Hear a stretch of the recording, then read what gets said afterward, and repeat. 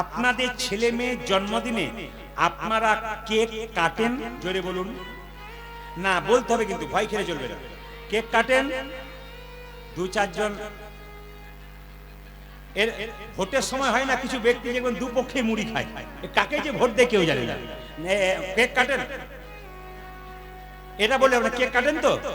বেশ ভালো কথা, খুব খুশি। আচ্ছা, মোমবাতি জ্বালান, নিয়ে আবার নিভিয়ে দিন। আচ্ছা দেখবেন, কিছু মনে করবেন না, যারা বুদ্ধিমান আছে, যারা চুপ করে আছে, হ্যাঁ বলবো না, নাও বলবো না, যা বলছি করে বলুন। এবার বলুন, আপনার ছেলের জন্মদিনে আপনি অন্ধকার চান না আলো চান? জোরে বলুন, জোরে বলুন। এরা বললো আলো চাই। আচ্ছা, যখন আপনি মোমবাতিটা জ্বালিয়ে হ্যাপি বার্থডে টু ইউ ফুস নিভিয়ে, অন্ধকার হয় না আলো হয়? জোরে বলুন, কি হয় বলুন? কাল থেকে করবেন? আমি যুক্তিতে বলবো, যদি অযুক্তি থাকে আমাকে বলবেন। এখানে একজন, এখানে হাজার জন আছে, আমি মাইকের মাধ্যমে বলে গেলাম, ক্যামেরা হচ্ছে, একজনও জানে না যে মোমবাতি জ্বালে নিভাতে হয় কেন, আর একজনও জানে না যে কেক কাটলে কি হয়। একজনও জানে না, সব দেখে দেখে করি আমরা, একবারে একজনও জানে না, কেউ জানে না। কেন? এটা তো নয়, এটা হচ্ছে খ্রিস্টানদের। খ্রিস্টানরা এগুলো করছে, ওগুলো দেখে আমরা করছি। বলুন তো, একজন খ্রিস্টান দুর্গাপুজোতে পুষ্পাঞ্জলি দেয়? জোরে বলুন। আর যীশু খ্রিস্টের যেদিন জন্মদিন হয় কেক কাটেন না? কেক খান না? আপনি খাবেন, যীশু খ্রিস্টকে মানবেন, কিন্তু আপনাদের কাছে নিবেদন রইল, আপনি অন্যের ধর্মকে ধার করছেন কেন? আপনার ঘরে এত সম্পদ রয়েছে, আপনি নিচ্ছেন না কেন? কৃষ্ণের জন্মদিনে কেক কাটা হয়েছিল, লাড্ডু খাওয়ানো হয়েছিল, কেকের মধ্যে ডিম থাকে। কেক কেন খাওয়াবেন শুভ দিনে? ছেলে পরীক্ষা দিতে যাবে শুভ দিনে, আপনার ডিম খাওয়ান? জোরে বলুন। তাহলে কেকের মধ্যে ডিম থাকে, আপনি ডিম নিয়ে সেদিন মারামারি করছেন। আপনি কি সত্যি ছেলের মঙ্গল চাইছেন? এখন না না করলে হবে না, আমার কথাগুলো আপনারা বিচার করবেন, তারপর বলবেন। আচ্ছা এবার বলি, তাহলে মোমবাতি জ্বালিয়ে নেভাচ্ছেন মানে কি করছেন? আপনি অন্ধকার টেনে আনছেন। আমাদের সনাতন ধর্মে কি শিক্ষা দিচ্ছে দেখুন, যেদিন ছেলের জন্মদিন সেদিন প্রত্যেকটি মা একটা করে ঘিয়ের প্রদীপ গোবিন্দের চরণে জ্বালাবে, আর ঘিয়ের প্রদীপটা দিয়ে বলবে, হে প্রভু, এই প্রদীপটা যেমন জল জল করে জ্বলছে, আমার ছেলের জীবন প্রদীপ যেন দীর্ঘদিন ধরে জল জল। এত সুন্দর কথা লেখা আছে, এখানে হাত তুলে ফেললেন, আর মোমবাতি নেবানোর সময় কজন হাত তুলেছে? আমার ঘরে এত সুন্দর ধর্ম রয়েছে, আমার এত সুন্দর শিক্ষা রয়েছে, এগুলো না নিয়ে আপনারা উল্টো জায়গায় যাচ্ছেন। দুই, তাকাবেন। দুই, আচ্ছা মায়েরা, আপনার ছেলের যেদিন জন্মদিন হলো সেদিন বাড়িতে পার্টি দেয় অনেকে, ছোট হোক বড় হোক। আর কি করা হয়? কয়েকটা পশু কিংবা পাখি কাটা হয়। আচ্ছা বলুন তো, আপনার ছেলের জন্মদিনে যদি 5টা পাখি কাটা হয়, ওটা সেই পাখি 5টা কার জন্য কাটা হলো? আপনার ছেলের জন্য না অন্য কারোর জন্য? জোরে বলুন। আপনার ছেলে তার কারণ। তাহলে 5 জনের প্রাণ নিয়ে আপনার ছেলের হ্যাপি বার্থডে কোনোদিন হয়? জোরে বলুন। 5 জনের প্রাণ চলে গেল আপনার ছেলের জন্য, আর আপনি হ্যাপি বার্থডে করছেন? আপনার আঙুলটা যদি আমি চাই কেটে দাও তো আমি ঝোল করে খাবো, আপনি দেবেন? তাহলে একটা জীবন যখন যাবে, যাবার সময় ছটফট ছটফট ছটফট করতে করতে প্রাণ বেরিয়েছে, কত অভিশাপ দিয়ে গেছে আপনার ছেলেকে, যে আমার জন্য প্রাণ যাচ্ছে, কার জন্য প্রাণ যাচ্ছে? হে প্রভু, যার জন্য প্রাণ যাচ্ছে তুমি একমাত্র বিচার করো। ও মৃত্যুর সময় বলে গেছে, কিন্তু আপনি বুঝতে পারেন নাই, আপনার ছেলে অভিশাপ আপনি কুড়িয়ে নিয়েছেন। এই জন্য বারবার বলবো, মা কেক কাটেন আর মোমবাতি জ্বালান, আগে কিন্তু প্রদীপটা জ্বালাবেন। আর কি করবেন?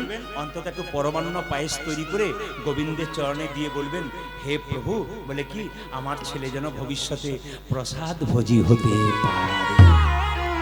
সুন্দর কথা লেখা আছে, অথচ আমরা কোন দিকে যাচ্ছি?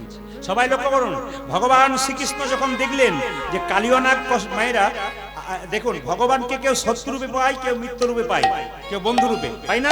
সবাই কালিয়নাগ দেখলো যে আমার ভক্তদেরকে, কৃষ্ণ যখন কুরুক্ষেত্রে যুদ্ধে জিতলো, সবাইকে সবকিছু করলো, কালিয়নাগ কেঁদে কেঁদে বললো আমাকে উদ্ধার করো।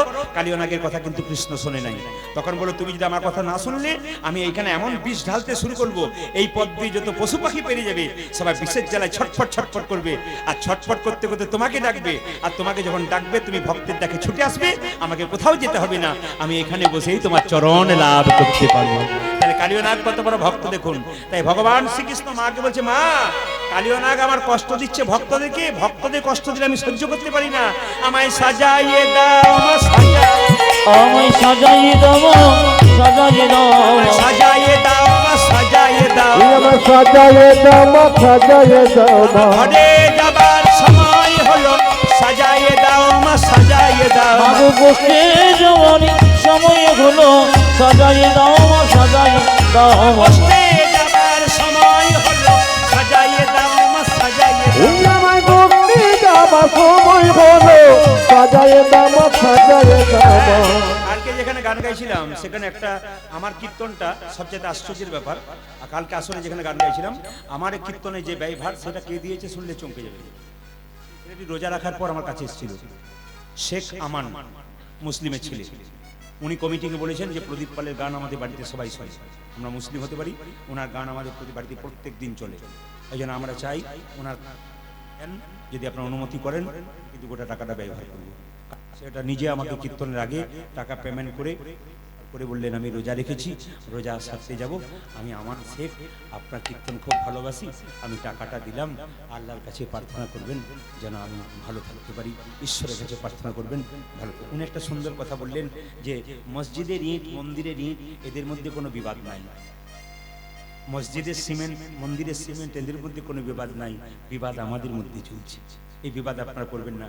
ধর্ম কোনোদিন বিবাদ করে না, ধর্ম বিবাদ মেটায়, ধর্ম ঝগড়া করায় না, ধর্ম ঝগড়া মেটায়। এই জন্য কি সুন্দর একটা নিদর্শন দিয়ে দিলেন। কয়েকদিন আগে ফেসবুকে দেখতে পাচ্ছিলাম একটি ছেলে, সন্ধ্যা বলে একজন মেয়ে, মানে বয়স্ক মা, তিনি অসুস্থ, হসপিটালে ভর্তি আছে, একজন মুসলিম ছেলে রোজা শেষ করে গিয়ে ওকে রক্ত দিচ্ছে, গ্রুপটা মিলে গেছে, ওই মহিলাটাকে রক্ত দিচ্ছে। এও প্রমাণ দিয়ে দিচ্ছে যে হ্যাঁ আমরা ধর্মটাকে ঠিক। এখনো পর্যন্ত মানুষ আছে বলে পৃথিবীতে অন্ধকার হচ্ছে, আলো হচ্ছে, সূর্য উঠছে, হ্যাঁ চন্দ্র উঠছে, এখনো পর্যন্ত উঠছে, এখনো উঠবে, এখনো মানুষ মানুষের মতোই থাকবে। আপনার সেরকম কর্ম করুন যেন পৃথিবীতে একটা দাগ রেখে যেতে পারেন, একটা ভালো কাজ করতে পারেন। ভগবান শ্রীকৃষ্ণ বলছে মা আমায় সাজাইয়ে দাও মা সাজাইয়ে, আমায় সাজাইয়ে দাও সাজাইয়ে দাও উঠে যাবার সময় হলো সাজাইয়ে দাও মা সাজাইয়ে দাও কাজ করতে যাবার সময় হলো সাজায়ে দাও মা সাজায়ে দাও মা আরে যে ধৈর্য ধরে না মা সাজাইয়ে দাও মা সাজাইয়ে দাও আমায় আর যে ধৈর্য ধরে না মা সাজাইয়ে দাও মা সাজাইয়ে দাও আরে যে ধৈর্য ধরে না মা সাজাইয়ে দাও মা সাজাইয়ে দাও আরে আরে কি তোর যে ভারি না মা আমার বসতে যাবার সময় হলো আরে কি তোর যে ভারি না আমার বসতে যাওয়ার সময় হলো আরে কি তোর যে ভারি না আমার বসতে যাওয়ার সময় ওই হলো আমায় সাজায়ে দাও মা সাজায়ে দাও মা হ্যাঁ এর ফাঁকে ফাঁকে এর একটা করে প্রশ্নের উত্তর দিয়ে দিই, কিন্তু উত্তরটা পেয়ে গেলে চলে গেলে হবে না। সেই মিড ডে মিলের সময় স্কুলে গিয়ে মিড ডে মিলটা পেল না, ছেলে বস্তা নিয়ে ঘর চলে গেল, তা বললে হবে না, তোমাকে গোটাটা শোনাবো, কারণ শেষখানে তোমার তো শেষ করবো। আচ্ছা এই প্রশ্ন করেছে তুলসীর মালা নিলে কি হয়, দাঁড়ান দাঁড়ান বলি। আপনার বাড়িতে আপনি বেগুন গাছ লাগিয়েছেন, আচ্ছা বেগুন গাছ লাগালে বেড়া দেবেন না? বেড়া না দিলে কি হবে? ছাগলে ছিঁড়ে খাবে। তাহলে এখন কথা হচ্ছে আমাদের এই দেহে কৃষ্ণ প্রেমের অঙ্কুরকে যদি গাছ রূপে পরিণত করতে হয় তাহলে কিন্তু তুলসী মালা নামক বেড়া আমাদের দিতে হবে, যেন কামিনী কাঞ্চন গরু ছাগলে আমাদের প্রেমের অঙ্কুরটাকে নষ্ট করতে। তুমি বুঝতে পেরেছো কেন মালাটা নেওয়া হয়? এইবার একটা এই যখন বললো আরো কথা বেরোবে, কিন্তু এর মধ্যে বলে রাখি মালা পড়তে আপনার অনেকে লজ্জা করেন, কিন্তু আমি আপনি যে একজন হিন্দু ব্যক্তি আপনাকে চিনবো কি করে? মনমোহন সিং প্রধানমন্ত্রী ছিলেন, মাথার পাগড়ি খুলেছিল, জোরে বলুন, সবাই বলুন জোরে, পাগড়ি খুলেছিল। এত বড় প্রধানমন্ত্রী ভারতবর্ষে ছিলেন তিনি মাথার পাগড়ি, তার মানে তিনি কি বলতে চাইছেন? আমি প্রধানমন্ত্রী হতে পারি, আমার ধর্মের জায়গায় আমি কিন্তু পাকা আছি। শিখতে হবে এগুলো চলার পথে, যে যেখানে বসেছেন। আপনি যে একটা হিন্দু ছেলে আমি বুঝবো কি করে? আপনার গলায় একটা তুলসীর মালা, আর বলবেন না তুলসীর মালা তো নিতে বলছেন, কিন্তু ভোজের সময় খেতে পাবো না, এরকম একটু খেতে পাবো না, তাহলে কি হবে? না পাবেন। শুনে নিন, শাস্ত্র বলছে, এদিকে দেখেন, যদি কেউ মাছ মাংস খান সেও তুলসীর মালা পরবেন, আর যিনি মাছ মাংস খান না সেও তুলসী মালা পরবেন। কিভাবে পরবেন দেখুন, এইদিকে যে মাছ মাংস খায় সে তুলসীর মালাটা এতটা ঝুলিয়ে পড়বে, সবাই তাকান মাইরা, কণ্ঠের সঙ্গে মিশিয়ে পড়বে না। কিন্তু যারা আমিষ খায়, সবাই তাকান, যারা আমিষ খায় তারা মালাটা কিন্তু কণ্ঠের সঙ্গে এরকম করে মিশিয়ে পড়বেন না, একটু একটু বাড়িয়ে নেবেন, সবাই তাকান, একটু বাড়িয়ে নেবেন যেন এখানে না মিশে যায়। আর যারা মাছ মাংস খান না, নিরামিষ খান, তারা গলার মালাটা এখানে কণ্ঠের সঙ্গে লাগিয়ে পড়তে অসুবিধা নেই। 2, সবাই শুনবেন, মালা যদি আপনারা পড়তে পারেন, মা মানে কি অভিষ্ট, লা মানে কি ফল। আপনি যে গোবিন্দকে পাওয়ার অভিষ্ট ফল এটা কিন্তু পাবে। অনেকে বলে আমি মালা পড়ি না কারণ মাছ মাংস খাই তো পাপ হবে, কারণ মাছ মাংস খেয়ে মালা পড়লে পাপ হয়, আর মাছ মাংস না খাওয়া আর ওই মালা না পড়ে কেউ যদি মাছ মাংস খায় তার পাপ হয় না? মালা না পড়েও যা হয়, মালা তার চাইতে ওষুধটা লাগাও, যদি তোমার খাওয়া থেকে কিছুটা কমে যায়। লোকে তোমাকে প্রশ্ন করতে পারে, এই মালা পড়েছিস আর খাচ্ছিস, তোমার বিবেক মাঝে মাঝে ধাক্কা দিতে পারে। মালাটা একটা ওষুধ, এটা কিন্তু গলাতে আপনাকে রাখতে হবে। এবার 2 নম্বর প্রশ্ন একটু পরে দেবো, ঠিক আছে? জোরে বলুন রাধে রাধে, একটু জোরে বলুন রাধে রাধে, আর একটু জোরে বলুন রাধে রাধে। আচ্ছা মায়েরা, কৃষ্ণ চললো কালিয়নাগকে দমন করতে, আমাদের কালিয়নাগকে দমন করতে হবে। আচ্ছা, এ সংসারে কেউ কারো, জোরে বলুন, আমি জোরে শুনতে চাই, এ সংসারে কেউ কারো, বাচ্চারা বলিস না বাবা, ওরা বলুন, মায়েরা ওরা বেশি জানে, এ সংসারে কেউ কারো, একটু জোরে বলুন, এ সংসারে কেউ কারো, একটু বুঝে বলবেন কিন্তু। ধরুন আপনার স্বামী আপনাকে কথা দিচ্ছে 1 সপ্তাহ পর একটা সোনার মালা দেবো, এখন যদি এখানে এসে বলেন এই সংসারে কেউ কারো নয়, উনি বলবেন আর দেবার দরকার নাই। দেবে না কেন দেবে আপনি? কারণ আপনি নয় নয় করছেন কেন? এটা এখানে বললেন ভালো করলেন, ঘরে বলবেন না। আচ্ছা বলুন, প্রমাণ দেখুন সংসারে কেউ কারো নয়, প্রমাণ দেখুন মায়েরা, আমি প্রমাণ দেবো আপনাদের। আচ্ছা এইদিকে তাকাবেন। আচ্ছা, কেউ যদি মারা যায়, সে যে জামাটা পরে মরবে সেই জামাটা তার সঙ্গে দেয় না জামাটা খুলে বাক্সে রেখে দেয়? জোরে বলুন, জোরে বলুন। মালাটা জামাটা সঙ্গে দিয়ে দেয় না? জামাটা সঙ্গে দেয় না? ধরুন জামা পরে কেউ মরে গেছে, একটা জামা পরে, ওই জামাটা রেখে দেন না সঙ্গে দেন?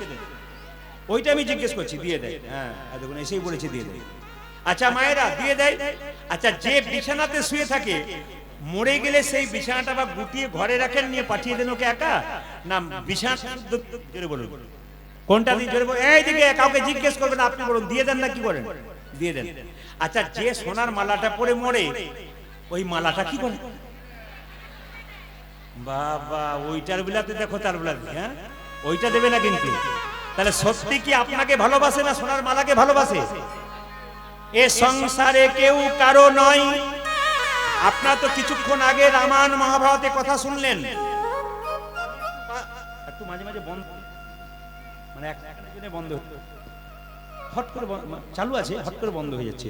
জয় নিতাই, ঠিক আছে সবাই তাকান। এ সংসারে কেউ কারো নয়, সবাই তাকান। প্রমাণ কি? বিবেকানন্দ আমেরিকা গিয়েছিল, আমেরিকার রাস্তা দিয়ে যাচ্ছে, হঠাৎ দেখলো একজন স্বামী মারা গেছে স্ত্রীর, গতকাল স্বামী মারা গেছে, আর স্ত্রী কি করছে? স্বামীর কবরে হাওয়া দিচ্ছে।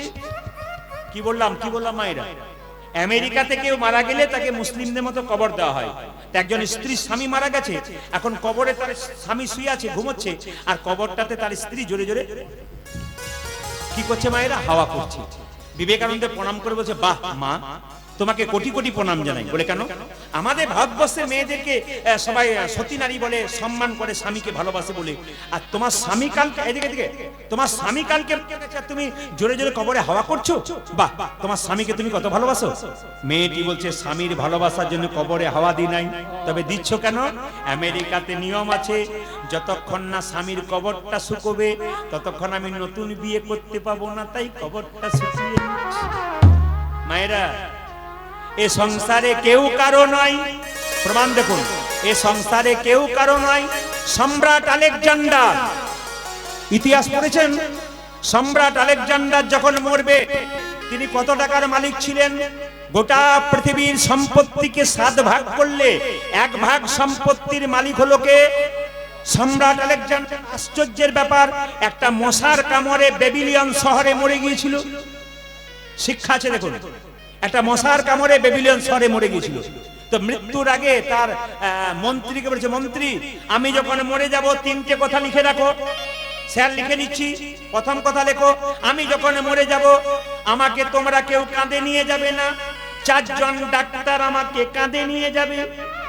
মন্ত্রী বলছে, স্যার লিখে নিলাম। আপনি যখন মরে যাবেন 4 জন ডাক্তার আপনাকে কাঁধে নিয়ে যাবে। দুই বলুন স্যার, 2 নম্বর।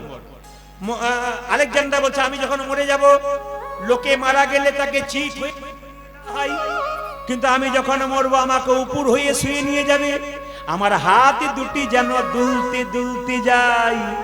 মন্ত্রী ভালো করে লিখে নাও। মন্ত্রী লিখে নিল, স্যার লিখে নিলাম, আপনি যখন মরে যাবেন আপনাকে উপর হয়ে শুয়ে দেবো, আপনার হাতগুলো এরকম করে দুলতে দুলতে যাবে। আচ্ছা স্যার 3 নম্বরটা কি বলুন? মন্ত্রী আমি যখন মরে যাব, তুমি আমার মৃতদেহের পেছনে পয়সা ছড়াতে ছড়াতে যাবে, টাকা ছড়াতে। স্যার লিখে নিলাম। প্রথম লিখলাম কি, আপনি যখন মরে যাবেন 4 জন ডাক্তার আপনাকে কাঁধে করে নিয়ে যাবে। 2 নম্বর লিখলাম কি, আপনি যখন মরে যাবেন তখন আপনাকে উপর হয়ে, শুনবেন ভালো করে, উপর হয়ে শুয়ে নিয়ে যাবো এবং হাতগুলো দোলাতে দোলাতে নিয়ে যাবো। 3 নম্বর কি, আপনি যখন মরে যাবেন তখন আপনার পেছন পেছন পয়সা ছড়াতে ছড়াতে যাবো। মন্ত্রী বলছে, স্যার কিছু মনে করবেন না, ছোট মুখে কথা, বড় কথা হয়ে যাবে, আমার একটু জিজ্ঞেস করার ছিল, আমরা থাকতে ডাক্তার কাঁদে নেবে কেন? কি সুন্দর কথা। আমরা বেঁচে থাকতে সব সময় আপনার পেছন পেছন আমরা রইলাম, আমরা বেঁচে থাকতে কেন আমরা কাঁদে নেবো না, ডাক্তার কাঁদে নেবে? দেখুন আলেকজান্ডার শিক্ষা দিচ্ছে, সোনামন্ত্রী 4 জন ডাক্তার কাঁদে নেবে কেন? আমি জগৎকে শেখাতে চাই, আসে যদি ডাক্তার, আসে যদি ডাক্তার, কি করিবে ডাক্তার? ইশারায় বোঝাচ্ছি, আসে যদি ডাক্তার, কি করিবে ডাক্তার? মহানায়ক উত্তম কুমার যেদিন মারা গিয়েছিল, তার ওই ঘরোয়া চিকিৎসককে, হোম চিকিৎসককে সাংবাদিকরা জিজ্ঞেস করলো, আপনি উত্তম কুমারকে বাঁচাতে পারলেন না? বলে, এর আগে 24 বার বাঁচালাম, এবার ওনার ডাকে আবার ক্ষমতা নাই তাকে বাঁচাতে পারি। আসে যদি ডাক, মায়েরা যেদিন ডাক আসবে সেদিন কেউ আর রক্ষা করতে পারবে না। সম্রাট আলেকজান্ডার বললেন, দ্বিতীয়টা? মন্ত্রী বলল, স্যার দ্বিতীয়টা আপনি এরকম করে শুয়ে নিয়ে যাব কেন, হাত দুলতে দুলতে? আলেকজান্ডার বলল, শোনো মন্ত্রী, আমি গোটা পৃথিবীর 7 ভাগ সম্পত্তির 1 ভাগ সম্পত্তির মালিক। আমি যে এত করলাম সব এখানে রেখে দিয়ে গেলাম, জগৎকে দেখাবো আমি খালি হাতে গেলাম আর খালি হাতে এলাম। আমি দেখাতে চাই কিছু নিয়ে আসি না, আর যাবার বেলায় আমি কিছু নিয়ে যাব না, যা করব সব এখানে দিয়ে যাব। স্যার খুব সুন্দর বলেছেন, স্যার খুব সুন্দর বলেছেন। 3 নম্বরটা বলুন, আপনি যখন মরে যাবেন আপনার পেছন পেছন পয়সা ছড়াবো কেন? আচ্ছা মায়েরা, আপনাদের ক্যানিং এলাকায় কেউ মারা গেলে মৃতদেহের পেছনে পয়সা ছড়ান? আমাদেরও ছড়াই, তবে অচল পয়সাগুলো ছড়াই, যেগুলো আমাদের খুব চালাক মানুষ হচ্ছে, সবচাইতে চালাক লোক। কৃষ্ণকেও ঠকাতে পারে, এত চালাক। মানে যেগুলো বাজারে চলছে না, যে ছোট ছোট 1 টাকাগুলো, ওইগুলো চালাচ্ছে। আচ্ছা দে বাবা, দিয়ে দে, ভালো করে দিবি না কোনো মতো। এটা হচ্ছে ব্যাপার। মায়েরা সবাই শুনে নিন, আপনাদের দক্ষিণ চষ্টিতে একটা জায়গা আছে, সেটা যে কীর্তন খোলা শ্মশান ঘাট, ওই দিক দিয়ে আমরা প্রায় পেরিয়ে যাই। এরা বলে, দাদা একটা সুন্দর চায়ের দোকান আছে, তো ওই চায়ের দোকানে কিন্তু এরা বলে, দাদা একটু চা খেয়ে নি, চা খাও। একদিন আমি বসে আছি, এরা চা খাচ্ছে, দেখতে পেলাম একজন কয়েকশো কোটি টাকার মালিক, ওই পথ দিয়ে তাকে নিয়ে আসা হচ্ছে, সুন্দর করে ফুল দিয়ে সাজিয়ে, বাড়ির লোক কত মানে কি বলবো, খুব সমারোহে নিয়ে আসছে। আমাদের বাবা মারা গেছে, কয়েকশো কোটি টাকার মালিক, উনি যাচ্ছেন, শ্মশানের চিতাতে শুইয়ে দিয়েছে। কিছুক্ষণ পর দেখলাম একজন পুলিশ, কয়েকজন পুলিশ একটা গাড়িতে একটা পচা গলা মরা নিয়ে এলো। জিজ্ঞেস করলাম, স্যার এটা কি? বলছো 3 দিন ধরে রাস্তায় ভিখারি মানুষ পড়েছিল, কেউ তোলে নাই, তো ওকে সৎকার্য করবার জন্য আমরা শ্মশানে নিয়ে এলাম। এই ভিখারিটা একটা পাশে শুয়ে আছে চিতাতে, আর পাশের চিতাতে বড় লোক কয়েকশো কোটি টাকার মালিক শুয়ে আছে। ওই গরিব এটা যেন বলতে চাইছে, বাবু গো, কতবার তোমার দরজায় গেছি, বাবু খেতে দাও, টাকা দাও, বস্ত্র দাও, তুমি আমার দিকে কোনোদিন তাকাও নাই, কোনো কথা বলো নাই। তোমার অহংকারে তুমি টাকা পয়সার গরমে মানুষকে মানুষ মনে করলে না। আজ তাকিয়ে দেখো, তুমি যেখানে শুয়ে আছো আমি তার পাশে শুয়ে আছি। ও গো বাবু গো, যাবার বেলায় আমরা সবাই এক, আর আসার বেলায় সবাই এক, শুধু মাঝখানে তুমি বড় লোক আর আমি গরিব, নিতাই গৌর হরি হরি। কীর্তনের মধ্যে বড় বাস্তব শিক্ষা আছে বাবা, যদি নিতে পারেন। আপনার স্বামী 10 দিনের জন্য বাইরে গেছে মা, আপনি চিন্তা করছেন 10 দিন পর যখন বাড়িতে এলো আপনি কত সুন্দর খাওয়ালেন, যত্ন করলেন, ছপ্পর খাটে আদর করলেন, কিন্তু যেদিন বাড়ির ছপ্পর খাটে আপনার স্বামী মারা যাবে আপনি বেশিক্ষণ ডাকবেন না, নিজেই পাড়ার লোককে ডেকে বলবেন মরাটা বাস মরা হয়ে যাবে, নিচে নামিয়ে নিয়ে আয়, ধরে দোষ পেয়ে যাবে। নিচে নামিয়ে তুলসী তলার কাঁচা মাটিতে কাঁচা বাঁশের মাচা তৈরি করে ছেঁড়া তালাই দিয়ে বেঁধে দেবেন। যাকে এত ভালোবাসছিলেন তাকে ছেঁড়া তালাই দিয়ে বেঁধে দেবেন, খড়ের দড়ি দিয়ে বাঁধবেন। স্ত্রী বলবে দোষ পেয়ে গেছে, একটা প্যারেক গেড়ে দাও মাটিতে, একটা ভাঙা বালতিতে গোবর জল গুলে ছড়িয়ে দেবে। যে স্বামীকে এত ভালোবাসতো সেই স্বামীর দেহটা আত্মা চলে গেছে বলে তাকে সেই জায়গাটা অপবিত্র হয়ে গেছে, ভাঙা বালতিতে গোবর জল ছড়ে দেওয়া হলো। ওগো মা, কুরুক্ষেত্রের যুদ্ধের পর অর্জুন যখন কৃষ্ণের রথে চেপে আছে, কৃষ্ণ সারথি, অর্জুন বসে আছে, কৃষ্ণ বলল অর্জুন তুমি নেমে যাও যুদ্ধ। অর্জুন বলল না না না, আমি তো মালিক, তুমি তো আমার কি বলবো ড্রাইভার, তুমি নেমে যাও। কৃষ্ণ বলছে অর্জুন তুমি নামো, আর অর্জুন বারবার বলছে আমি তো মালিক, তুমি সারথি, তুমি ড্রাইভার, তুমি নেমে যাও। বলছে না তুমি মতে নামতে চাইছে না। পেছনে ছিল কার? যুধিষ্ঠির রথ। তিনি বলতে চাইছেন অর্জুন নেমে যাও, নিশ্চয়ই কোনো কারণ আছে। যেই না অর্জুন নেমে গেছে, এদিকে তাকান, যেই না অর্জুন নেমে গেছে অমনি রথটা, অর্জুন নেমে গেছে, তারপর যেই না কৃষ্ণ নেমেছে অমনি রথটা দাও দাও করে চলে গেছে। কৃষ্ণ বলল কিছু বুঝলে অর্জুন? বলে কেন? আমি যদি আগে নেমে যেতাম, তুমি যদি রথে থাকতে, রথটা দাও দাও করে জ্বলতো, তুমিও জ্বলতে। আগে তোমাকে নামালাম, তারপর আমি নামলাম, আমার সঙ্গে যে থাকে তার মঙ্গল কামনা করি। অহংকার ভালো নয়। মায়েরা সবাই লক্ষ্য করুন, কুরুক্ষেত্রের যুদ্ধের শেষে রথের মধ্যে যতক্ষণ কৃষ্ণ ছিল রথ ভালো ছিল, রথ থেকে যখন কৃষ্ণ নেমে গেল রথ দাউ দাউ করে জ্বলে গেল। সংসারে কুরুক্ষেত্রের যুদ্ধক্ষেত্রে, সংসার কুরুক্ষেত্রের যুদ্ধক্ষেত্রে দেহটা হচ্ছে রথ, আত্মা হচ্ছে কৃষ্ণ। আত্মা কৃষ্ণ যখন নেমে যাবে তখন আমাদের দেহ রথটাকে শ্মশানের চিতাতে নিতাই গৌর হরি বল। পশ্চিম বাংলার একজন বিখ্যাত বাউল শিল্পী বলল আমার আমার করছিস কেন? করে শেষের দিনে সেজনে বিনে ও হরি পারি হবে হবে রে ডান দিকটা শেষে দিনে সেজন বিনে হরি পরি কিয়া হবে রে, শেষের দিকে সেজন বেদে কেউ বা কাটে ছাড়ে রোবা, কেউ বা পাকায় দড়ি। আমার কেউ উলুধ্বনি মায়েরা, উলুধ্বনি কি বল? ঝড়ের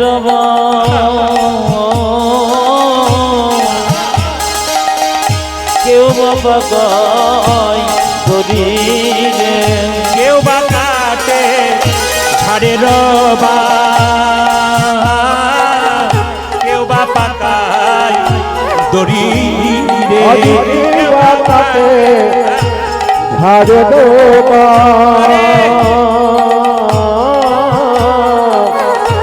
কেউ বা পাকায় শরীরে। আবার চার কাহারে কাঁধে নিয়ে, পরিচয়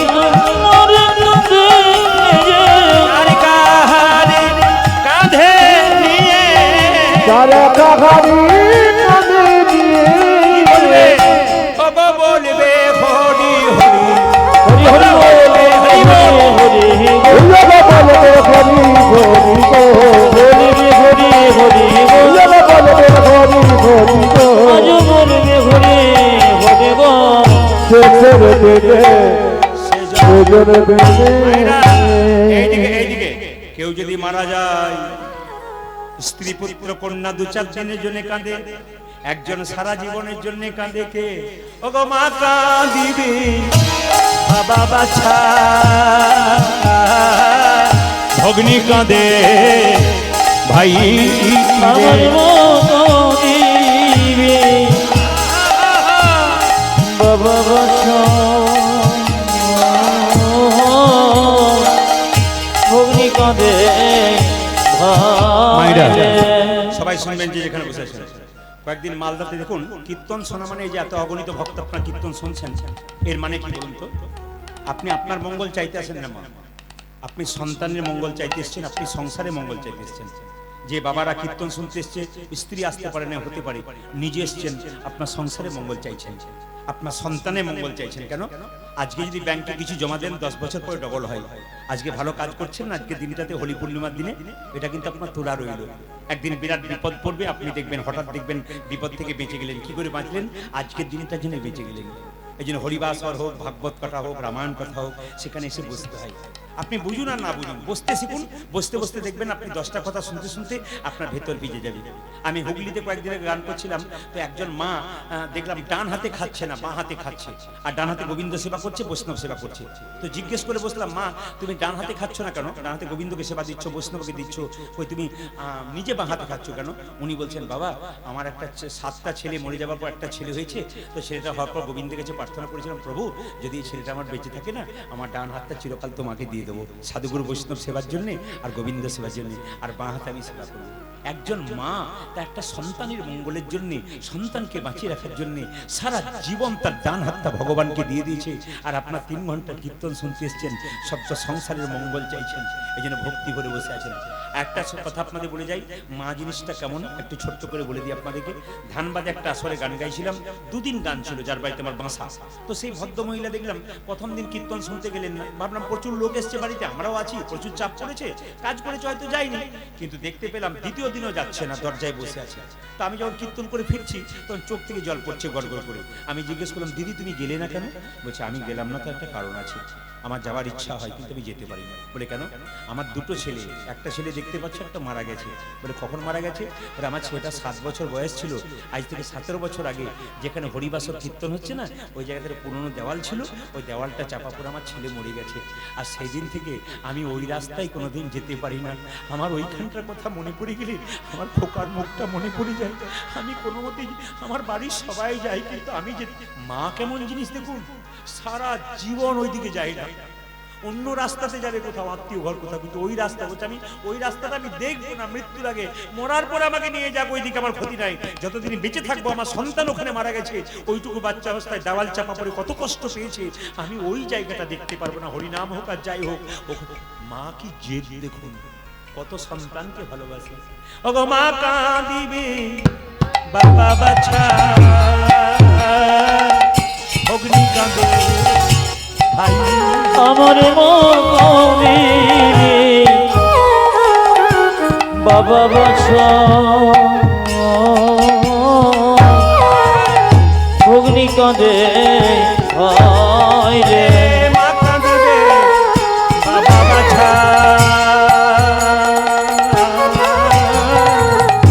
অগ্নি কাঁদে ভাই, আজ মা কাঁদিবে বাবা বাচ্চা, ভগ্নি কাঁদে ভাই রে। আমার ঘরের মনি কাঁদে,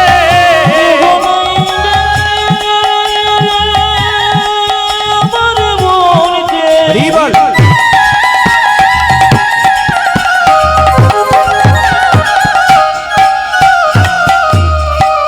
এই সংসারে আমার মরিতে আর কে গো,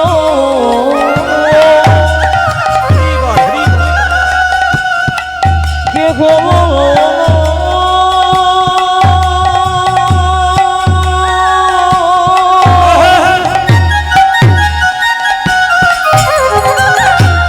আমার মরিতে আর কে গো, কে গো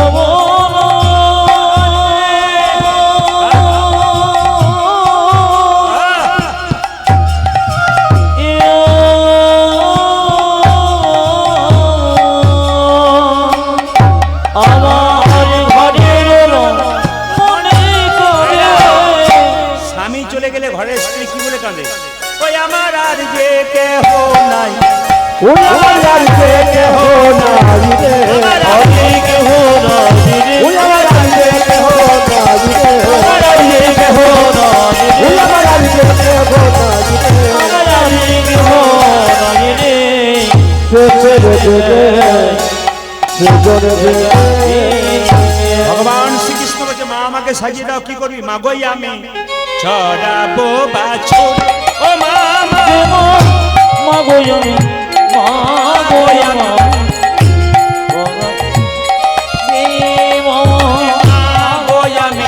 মা গই আমি চড়াবো বাছুর ওরে মা গোয়ামি মা গোয়ামি দৌড়াবো বাছুরি পড়াইয়া দেহ ধরা মন্ত্র পড়ি বাঁধি চূড়া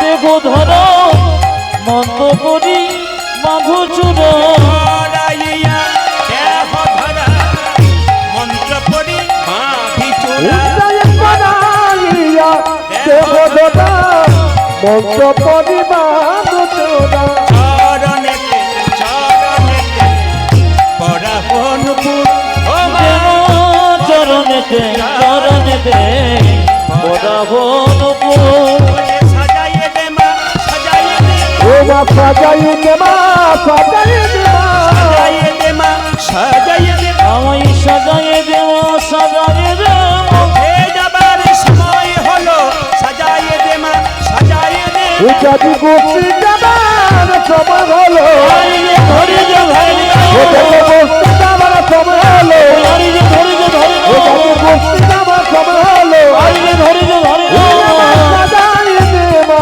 সাজাই দে মা চরণেতে চরণেতে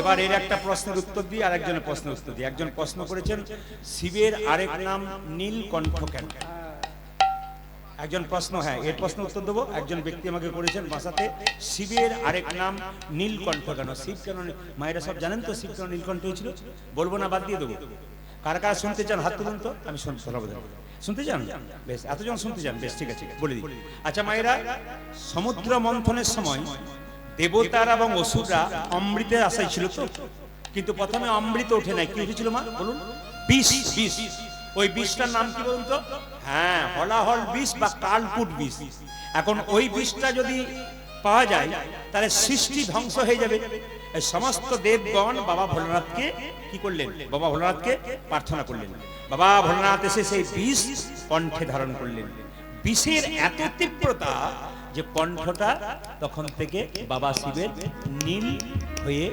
গেছে হয়ে গেল উন্নত দ্বিতীয় একজন ব্যক্তি বলেছেন রামনবমী সম্পর্কে একটু বলবেন শুনে নিন মায়েরা আগামী চৈত্র মাসে রামনবমী আসছে জোরে বলুন হ্যাঁ না জোরে বলুন হ্যাঁ না আসছে হ্যাঁ? সম্ভবত 12ই চৈত্র নাকি আমার আন্দাজ মতো আমি বললাম সম্ভবত চৈত্র মাসের 12ই মায়েরা বলুন বলিয়ে শ্রী রামচন্দ্র ভগবান কি বলিয়ে পবনপুত্র হনুমান কি বলিয়ে শ্রী ভগবান কি যাদের ঘুম আসছে তাদের কি ঘুম আসছে তাদের বললো আর কি সবাই জয় দিলেন একবার রাধা রানী কি শ্যাম সুন্দর কি মদন মোহন কি না জয়টা এরকম হবে না বলিয়ে শ্রী রামচন্দ্র ভগবান কি এটা জয় কেমন দিচ্ছে ওইরকম বলিয়ে শ্রী রাম আমি কয়েকদিন ঝাড়খণ্ডে গান করছিলাম এত সুন্দর বলিয়ে শ্রী রামচন্দ্র ভগবান কি ওরা বলছে জয় এত সুন্দর সুর দিচ্ছে ওদের অভ্যাস আছে সবাইকে বলে রাখি রামনবমীটা হচ্ছে রামচন্দ্রের জন্মদিন সবাই টাকা চৈত্র মাসের শুক্লপক্ষে রামচন্দ্রের জন্ম হয়েছিল ওটাকে রাম নবমী বলা হয় সীতা দেবীর যেদিন জন্ম হয়েছিল ওটাকে সীতা নবমী বলা হয় শুনবেন রামচন্দ্রের জন্ম হলো আর তারপরে তার নাম রাখলেন কে বলুন তো তার নাম রাখলেন গুরুদেব বশিষ্ঠ মুনি কি নাম রাখলেন রাম কৌশল্যার দাসী চিৎকার করে দশরথ রাজাকে বললেন বাধাই হো রাজা মশাই আপনার ছেলে হয়েছে নাম কি রাম আচ্ছা মায়েরা কৌশল্যা ছেলের নাম কি হলো জোরে বলুন? রাম। 2 ঘন্টা পরে আর একজনের ছেলে হয়েছে। কার বলুন তো? কৈকেয়ীর দাসী এসে বলছে বাদাই হো বলে কি, আরে কৈকেয়ীর ছেলে হয়েছে। নাম কি? ভরত। বশিষ্ঠ মুনি নাম দিলেন যিনি ভরত ভরণ পোষণ করবেন সবার, তিনি হচ্ছেন ভরত। 2 দিন পরে আবার একজনের একসঙ্গে দুটো ছেলে হলো। কার? সুমিত্রার। কি লক্ষণ আর শত্রুঘ্ন। দেখুন মায়েরা, লক্ষণ এবং শত্রুঘ্ন কিন্তু একবারে কাঁচা সোনার মতো গায়ের রং, একবারে সাদা। কিন্তু রাম আর ভরতের রং কিন্তু একেবারে একই রং, কালো কালো কালো। রাম আর ভরতের রং কেমন জোরে বলুন? জেনে নিন এই কথাগুলো। রামের জন্মের 2 ঘন্টা পরে ভরতের জন্ম, আর রাম ভরতের জন্মের 2 দিন পরে কার জন্ম মায়েরা? লক্ষণ এবং শত্রুঘ্ন। সবাই শুনবেন তো, লক্ষণ শত্রুঘ্ন খুব পরিষ্কার। এবার দেখুন, তাহলে রামের পরে মেজ ভাই কে হচ্ছে? ভরত। তারপর লক্ষণ শত্রুঘ্ন। হিসাব মতো এটা আমাদের বলা উচিত। কি বলতো? রাম, ভরত, লক্ষণ, শত্রুঘ্ন। কিন্তু আমরা কি বলি? রাম, লক্ষণ, ভরত, শত্রুঘ্ন। এটা ভুল বলা হচ্ছে না? যেটা ভুল বলা হচ্ছে না, ভুল বলা হয় না। কেন ভুল বলা হয়েছে? যখনই শত্রুঘ্ন আর আমাদের লক্ষণ জন্ম নিল, এত সুন্দর দেখতে, ভরত আর রাম একই রকম দেখতে, তখন সুমিত্রা বলল, ওরে লক্ষণ, রামের প্রতি তোর দায়িত্ব দিলাম। রামের তোর লক্ষণ থাকবে কি? খালি রাম রাম রাম, তুই রামের পাশে থাকবি। আর ওরে শত্রুঘ্ন, ভরতের উপর তোকে দায়িত্ব দিলাম, ভরতের সঙ্গে সঙ্গে তুই থাকবি। ভরত তোর দায়িত্ব পালন করবে, তুই ভরতের দায়িত্ব পালন করবি। ওই জন্য বাবা, রামের সঙ্গে লক্ষণ থাকে বলে রাম লক্ষণ, আর ভরতের সঙ্গে শত্রুঘ্ন থাকে বলে ভরত আর শত্রুঘ্ন। আগামী রামনবমীর দিনে আপনাদের মায়েরা, রামচন্দ্র জন্ম নিয়েছিল 12:15 থেকে 12:15 মধ্যে। কি বললাম? রামচন্দ্র জন্ম নিয়েছিল 12:15 থেকে 12:15 পর্যন্ত। আগামী যে উৎসবগুলো আসছে এগুলো একটু মেনে নেবেন আপনারা, নইলে সমস্যা আছে। কারণ ইউটিউবের মাধ্যমে অনেক মায়েরা বাবারা এই জিনিসগুলো শুনতে পান বলে তাদের অনেক লাভ আছে। কবে রামনবমী, কিভাবে পালন করতে হয়। রামনবমীর দিনে একটা কথা আপনাদের বলি, সারা দিনটাই পালন করবেন আপনারা। একাদশী যেমন পালন করেন, রামনবমীর দিনটা সেভাবে পালন করবেন। বিশেষ করে আপনারা বাড়ির ছেলে মেয়েদেরকে সবাইকে, যারা পালন করতে পারে না, তাদেরকে 12টা 12:30 পর্যন্ত কিছু খেতে দেবেন না। চেষ্টা করবেন, যদি ওরা পারে বলে বাবা এক কাজ করে, একটু জল টল খাবি তো খা, কিন্তু 12টার পরে একটু প্রসাদ পাবি, তার আগে কিন্তু পাস না। রামচন্দ্রের জন্ম হয়ে যাক তারপর। আর যারা পালন করবেন তারা পুরো দিনটাই পালন করবেন। একাদশী যেমন পালন করে সেরকম পরের দিন সূর্য ওঠার পর সকাল 9:30 পর্যন্ত যেমন একাদশী পালন হয়, আপনারা পালন করবেন। রামনবমীর দিনে আপনারা ভগবান মর্যাদা পুরুষোত্তম রামচন্দ্র শিখতে হবে ভাইয়ের সঙ্গে ভালোবাসা কেমন, রামের কাছে শিখতে হবে স্ত্রীকে কি করে ভালোবাসতে হয়, রামের কাছে শিখতে হবে বাবাকে কেমন ভালোবাসতে হয়। রামচন্দ্র যখন যখন তিনি রাজা হবেন তখন আনন্দে বিভোর। কৈকেয়ী যখন বলল 14 বছর, রামচন্দ্র যখন রাজা হবে সবাই আনন্দ করছে, রামের কিন্তু কোনো আনন্দ নেই, চুপচাপ আছে। আবার রাম 14 বছরে বনবাস যাবে, তার জন্য রামের কোনো দুঃখ নাই। আশ্চর্যের ব্যাপার, রাজা হবে তাতে আনন্দ নাই, আর বনবাসে যাবে তাতে দুঃখ নাই। এরই নাম হলো রাম। আমরা রাজা হলে আমাদের পা মাটিতে পড়ে না, আর দুঃখ পেলে চোখের জলে আমরা ভাসতে চাই না। কিন্তু রামচন্দ্র রাজা হবে তাতে কোনো আনন্দ নাই, একবার চুপচাপ দাঁড়িয়ে আছে। আর যদি বনবাসে যাবে তাতেও কোনো দুঃখ নেই। ইনি হচ্ছেন মর্যাদা পুরুষোত্তম রামচন্দ্র। বলুন, বলিয়ে শ্রী রামচন্দ্র ভগবান কি, শ্রী রামচন্দ্র ভগবান কি। আবার কষ্ট করে বেচারা বসে আছে, এটা বলে রাখি বাবু, দীক্ষা নিলে কি হয় ইনি বলেছেন। আচ্ছা মায়েরা শোনা, কোন একজন ব্রাহ্মণ যেমন পৈতে না নেওয়া পর্যন্ত, উপনয়ন না হওয়া পর্যন্ত পুজো করবার কোনো অধিকার পায় না, একজন ব্যক্তি দীক্ষা না নেওয়া পর্যন্ত গোবিন্দ সেবা করবার কোনো অধিকার পায়। আপনি গোবিন্দের নাম করতে পাবেন সবকিছু, দীক্ষা না নিলে গোবিন্দকে যে ভোগ দেবেন, সেবা দেবেন, সে অধিকার কিন্তু আপনার থাকবে না। দীক্ষা মানে কি? দীক্ষা মানে দিয়ে খা, আর দীক্ষা মানে দেখা। দীক্ষা যারা নিয়েছেন তারা শুনবেন, গোবিন্দকে দিয়ে তারপর খাবেন, এর নাম দীক্ষা। আর দীক্ষা মানে দেখা। আমাদের দুটো চোখ, ডান চোখ আর বাম চোখ, তারপর গুরু কৃপা একটা চোখ হয়, সেই চোখটার নাম জ্ঞান চক্ষু। ওই জন্য মায়েরা যারা দীক্ষা নেবেন তাদের কি হবে? জ্ঞান চক্ষু উদয় হবে। আর যারা দীক্ষা নেবে তাদের আধ্যাত্মিক চেতনার উন্নতি হবে। যখনই দীক্ষা নেবেন, আপনি দীক্ষা নেন নাই, 3 বার গুরুমন্ত্র জপ করেন না, যখনই দীক্ষা নেবেন তোমার সকাল দুপুর সন্ধ্যে 3 বার গোবিন্দের নাম করবেন, তার মানে কি? আপনার জীবন আরো আধ্যাত্মিক চেতনার দিকে, নেতাই গৌর হরি বল করে উন্নতির দিকে যাবে। আর দুটি প্রশ্ন আছে, এরপরে পরে দেবো। সবাই রাধা রানী কি, ভগবান শ্রীকৃষ্ণ কি। মায়েরা, ভগবান বলো মা আমাকে সাজিয়ে দাও কিভাবে? অলকা 3 লক্কা ভালে বনমালা দে মাগো, মাগো লোক ভালে বনমালা দে মাগো, অলকা 3 লক্কা আজ অলকা তিলকা ভালে বনমালা দেবা কোনে মোহনিয়া মোহনিয়া মোহনিয়া বাসি দে মাহাতে মাগো মোহনিয়া বাসি দে মাহাতে মোহনিয়া বাসি দে মাহাতে উজমা মোহনিয়া বাকি দেবা হাতে সীতাম সুদাম দান সবলাদি অংশমা ওরে শিবম সুদমদ সুবলাদি অংশমা সীতাম সুদাম দান সবলাদি অংশমা আজ সীতা বসুদাম দাম সুবলাদি অংশমান দাঁড়াইয়া দাঁড়াইয়া দাঁড়াইয়া আছে রাজপথে মাগো দাঁড়াইয়া আছে রাজপথে দাঁড়াইয়া আছে রাজপথে উজমা দাঁড়াইয়া যাচ্ছে রাজপথে দাঁড়াইয়া আছে দাঁড়াইয়া আমা দাঁড়াইয়া আছে দাঁড়াইয়া আছে দাঁড়াইয়া আছে দাঁড়াইয়া উজমা দাঁড়াইয়া আছে দাঁড়াইয়া আছে শ্রীরাম সুরাম প্রথম আছে দাঁড়াইয়া আছে দাঁড়াইয়া ওরে শিবম সুদামে প্রথম আছে দাঁড়াইয়া আছে দাঁড়াইয়া আছে শ্রীরাম সুরাম প্রথম আছে আর যে ধৈর্য ধরে না ও জগৎ সুদাম কত মাঝে আর যে ধরে ধরে ও জগৎ সুদাম কত মাঝে আর যে ধরে ধরে ও জগৎ দাঁড়াইয়া আছে দাঁড়াইয়া আছে দাঁড়াইয়া দাঁড়াইয়া দাঁড়াইয়া আছে রাজপথে উজমা দাঁড়াইয়া যাচ্ছে রাজপথে আচ্ছা ভগবানকে সাজাচ্ছে মা মাথায় একটা কিসের পালক দিয়েছে কোকিলের না কাকের জোরে বলুন আমি শুনতে চাই আপনাদের কাকের না কোকিলের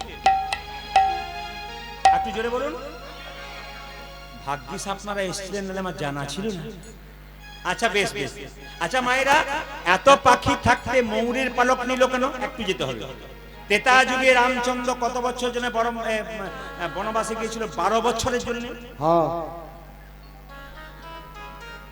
না না আমি টেস্ট করে দেখলাম আমি যখনই বললাম তেতা যুগে রামচন্দ্র 12 বছর যে বনবাসে গেল 2-4 জন মা বলছে হ্যাঁ 12 বছর হইল 2-4 জন 14 বলেছে বাকি কিন্তু আমি দেখতে পাচ্ছি 12 বছর জন্য গেল হ্যাঁ আপনি কি আর ঠিক ভুল বলবেন আচ্ছা বেশ বেশ মায়েরা রামচন্দ্র কত বছরে বনবাসে গেল 14 বছর এবার সবাই লক্ষ্য করুন 12 বছরে বনবাস চাইলো না 16 বছরে বনবাস চাইলো না 14 বছর চাইলো কেন এইদিকে শিক্ষা আছে কিন্তু এই প্রত্যেকটি কথাতে শিক্ষা আছে তত্ত্বের গান শুনতে গেলে না খুব ছোট ছোট শিক্ষা আছে বহুত বড় করতে গেলে তো অনেকক্ষণ তাহলে পদ গাওয়া যাবে না তাহলে পদও গাইতে হবে ছোট ছোট কথাগুলো বলতে হবে সবাই শুনবেন মায়েরা আপনার বাড়ি থেকে কোনো ছেলে যদি বেরিয়ে চলে যায় 12 বছর পর্যন্ত যদি বাড়ি না ফেরে আপনি তার সন্ধান না পান তবে আপনি তার সাধ্য কাজ করাতে পারেন কান খুলে শুনে নিন শাস্ত্র বলছে 12 বছর ধরে আপনার স্বামী হয়তো চলে গেছে আপনি তার সন্ধানই পাচ্ছেন না কিন্তু লোকে যদি বলে মরে গেল না রইল বুঝতে পারলাম না 12 বছর পরে তার সাধ্য কাজ করা যেতে পারে শুনবেন ভালো করে তো মায়েরা কই 14 বছরে বনবাস চাইলো কেন জানে 12 বছর যদি রামচন্দ্র বনবাসে যায় তাহলে এক যুগ পেরিয়ে গেল আরো 2 বছর মানে 14 আর রামচন্দ্রের টিকিই পাওয়া যাবে না আমার ভরত কিন্তু রাজা হয়ে যাবে আস্তে আস্তে 2 সবাই শুনবেন যে এখানে বসে আছেন আমি কিছুক্ষণ আগে বলেছিলাম এর জন্য যে যেখানে বসে আছেন এদের জন্য যে মাথায় কেন ময়ূরের পালক টানা হয় রামচন্দ্র 14 বছর জন্য বনবাসে গেল তখন দেখবেন সীতাকে নিয়ে গেল যেটা বলুন যায়নি সীতাকে হরণ করলো কে রাবণ একটা পাখি বাধা দিয়েছিল পাখিটার নাম কি জোরে বলুন হনুমান আচ্ছা কানে কম শুনি জোরে বলুন জটায়ু পাখি নাকি আচ্ছা মায়েরা জটায়ু বাধা দিয়েছিল জটায়ুর ডানা জটায়ু কে কাটলো জটায়ু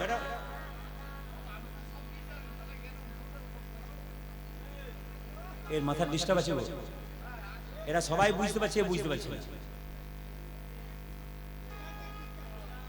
গরু মন্ত্র নিয়েছো গরু মন্ত্র নিয়েছো বিয়ে হয় না বলে নিতে নাই নাকি বিয়ের আগে যদি মরে যাও বিয়ের আগে যদি মরে যাও ও তাহলে তো এর মাথার দোষ আছে অকালে যাবো বলছি ঠিক আছে কৃপা হোক কৃপা হোক তোমার কৃপা হোক করে বসে ভালো থাকো থাকো তোমাকে কেউ গুলি তোমাকে একে কেউ বন্দুক দেওয়া করেছে বুঝতে পারছেন তো এ কিচ্ছু বোঝে না এ ক নম্বর প্রশ্ন আছে 3 নম্বর প্রশ্নটা কি লিখেছো বলো তো 3 নম্বর প্রশ্নটা কি লিখেছো হাতে আগুন না কেন আচ্ছা বেশ চলো বলুন রাধা রানী কি আচ্ছা বেশ, জটায়ু পাখি ডানা কে কাটলো মায়েরা জোরে বলুন? রাবণ কেটেছে তো। আচ্ছা যখন কেটেছে, আচ্ছা কিছু মনে করবেন না, যখন কেটে দিয়েছে জটায়ু ছটফট ছটফট করছে, রামচন্দ্র ছুটে যাচ্ছে, সীতা সীতা বলে দেখতে পাচ্ছে জটায়ু ছটফট ছটফট করছে। জটায়ু তোমার এই অবস্থা কে করলো? রাবণ। আমি আর বাঁচবো না প্রভু, মৃত্যুর আগে আমার একটা মনের ইচ্ছা পূর্ণ করো। বলো তুমি কি চাও? সঙ্গে সঙ্গে জটায়ু বললো আমি চাই জন্মে জন্মে তোমার সঙ্গ লাভ করতে। আমি কথা দিলাম আগামী তারপর আমি কৃষ্ণ হব, তুমি হবে ময়ূর পাখি, তোমার পালক আমি মাথায় নেব। আচ্ছা মায়েরা বলুন তো, ময়ূরের পালকটা ডান দিকে থাকে না সোজা থাকে না বাঁ দিকে থাকে? জোরে বলুন, কোন দিকে থাকে বলুন? বাঁ দিকে। আচ্ছা কৃষ্ণ এরকম দাঁড়িয়ে আছে, বাঁ দিকে ময়ূরের পালকটা নিয়ে দাঁড়িয়ে আছে। এবার বলুন তো মায়েরা, বাঁ দিকে কেন রইল, সোজা কেন রইল না, ডান দিকে কেন রইল না, বাঁ কেন রইল? কি কারণ? কারণ এখন ময়ূর দেখবেন মায়েরা, বাড়ির মধ্যে অনেকগুলো মেয়ে থাকলে একটু ঝগড়া হয়, কাজ কাজ করে ঝগড়া হয়, কিছু নিয়ে একটা হয় যে আমি খেটে খেটে মরবা তো টিভি দেখবি, খালি ঝগড়া হয় না? প্রায় হয়। তো সবাই লক্ষ্য করুন, ভগবানের শরীরে যারা আছে তাদের মধ্যে ঝগড়া হচ্ছে। ময়ূরের পালক বলছে আমি হলাম বড় লোক, আমি গোবিন্দের মাথায় থাকি, তুই হলি ছোট লোক, তুই গোবিন্দের চরণে থাকি।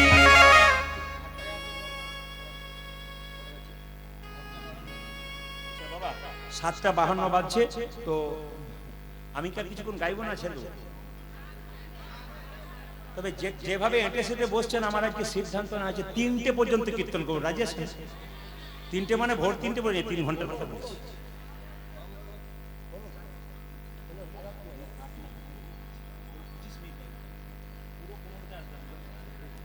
আচ্ছা ওনাদের কথা অনুযায়ী মায়েরা, আপনাদের ভক্তির কথা অনুযায়ী, ভালোবাসার কথা অনুযায়ী আমি কিছুটা হুট বন্ধ করবো, কেউ কিছু মনে করবেন না। সবাই লোক রাধা রানী কি, শ্যাম সুন্দর কি। ময়ূরের পালক বলল আমি হলাম বড় লোক, আমি গোবিন্দের মাথায় থাকি, আর তুই হলি ছোট লোক, তুই গোবিন্দের চরণে থাকিস। মায়েরা দুজনের মধ্যে ঝগড়া হলে কে বিচার করে বলুন তো? মাঝখানে বাঁশি।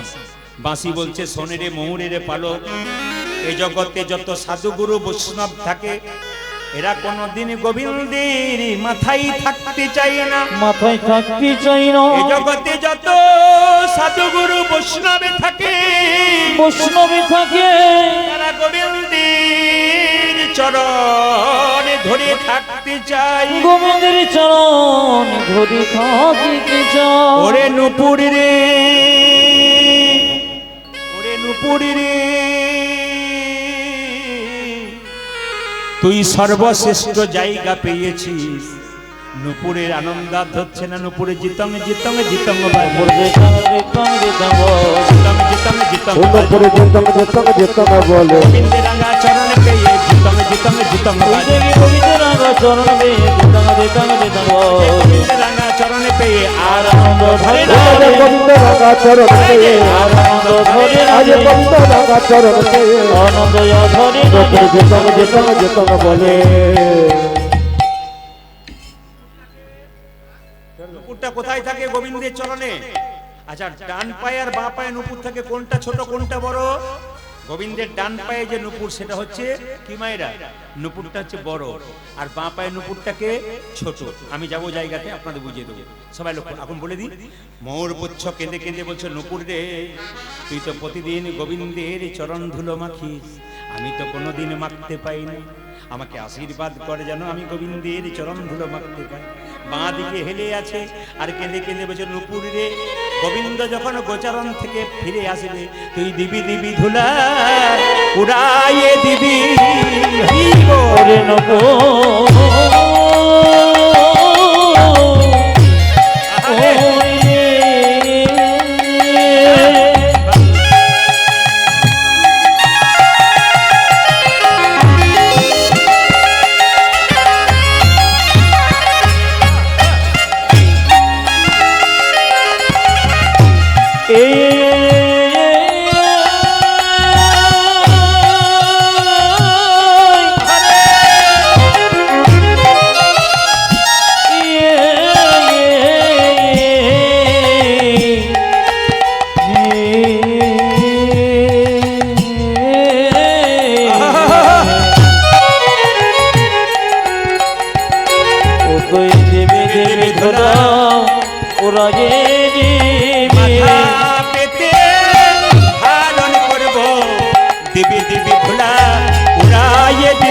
ও জাগে মাথা পেতে ধারণ করব ওই দেবী দেবী ধরা জুড়াই ওই মাথা পেতে ধারণ করব দেবী দেবী ধরা জুড়াই ওই মাথা পেতে ধারণ করব দেবী দেবী ধরা জুড়াই ও তুমি দেবে ধরা উড়াইয়ে দিবি বাবা, বাম দিকে নুপুরটা মৌপুচ্ছ ঢেলে থেকে একটা কারণ আছে কি, সোজা থাকলে গোবিন্দ বদন দেখবো, ডান দিকে থাকলে গোবিন্দ বদন দেখবো, আর বাঁ দিকে থাকলে গোবিন্দ বদন তো দেখবো, আরেকজনকে দেখতে পাবো। আমি রাধা বদন দেখতে পাবো, রাধা বদনে দেখে দেব রাধা বদন দেখতে পাবো, ওই আমি রাধা বদন দেখতে পাবো তাই তো আমি হেলে রইব, রাধা বদন দেখতে পাবো। আমি তাই তো বামে ছেলে রইব রাধা বদনে দেখতে ওই পাবো আমি তাই তো ভাবে হেলে রইব রাধা বদনে দেখতে ওই পাবো আমি তাই তো ভাবে হেলে রইব রাধা বদনে দেখতে পাবো রাধা বদন দেখতে পাবো হরে কৃষ্ণ। এই যে আমি নুপুরের কথা বললাম, মায়েরা গোবিন্দের চরণ ভালোবাসেন না বদন ভালোবাসেন? জোরে বলুন, কোনটা ভালোবাসেন, চরণ না বদন? জোরে বলুন, জোরে বলুন কোনটা? চরণ। কেন বদনটা কালো বলে পছন্দ হয় না? না না, চরণ না ধরলে বদন পর্যন্ত পৌঁছানো, নিচু তলায় না চাপলে উপর তলায় চাপা যায় না। সবাই শুনবেন মায়ের, এই যে গোবিন্দের চরণের নুপুর, এই নুপুরটাকে একটা হচ্ছে বিশ্বাবসু মুনি, একটা হচ্ছে কর্ণম মুনি। কেন নুপুর হলো গোবিন্দের চরণে? একটা কারণ, বিশ্বাবসু মুনি হচ্ছে গুরুদেব, আর কর্ণম মুনি হলো শিষ্য। একদিন শিষ্য গুরুদেবের চরণ সেবা করছে, কার? বিশ্বাবসু মুনি। কর্ণম মুনি গুরুদেবের চরণ সেবা করতে করতে হঠাৎ নখের আঁচড় দিয়ে দিয়েছে গুরুদেবকে। গুরুদেব বিশ্বাবসু মুনি চিৎকার করে বলল, এই কর্ণম মুনি, তুই আমার সেবা করতে করতে আমার চরণে আমার শরীরে নখের আঁচড় দিলি, অভিশাপ দিলাম তোর ব্যাঙে কুলে জন্ম হোক। সবাই তাকাবেন যে যেখানে বসে আছেন, মন দিয়ে শুনবেন। এই ব্যাঙ কুলে জন্ম হোক কে অভিশাপ দিয়েছে? জোরে বলুন। গুরুদেব অভিশাপ দিয়েছে। জায়গাটা লক্ষ্য করুন। আর শব্দ হচ্ছে মাইকে গ গ গ। হরে কৃষ্ণ। সবাই লক্ষ্য করুন। রামচন্দ্র 14 বছর জন্য যখন বনবাসে গেল, ওই যে ব্যাঙটা হয়েছে না, সবাই তাকান, রামচন্দ্র ধনুকে হেলান দিয়ে সীতা সীতা বলে কাঁদছে, আর লক্ষ্মণ দাঁড়িয়ে আছে। রামচন্দ্র বলছে, সীতা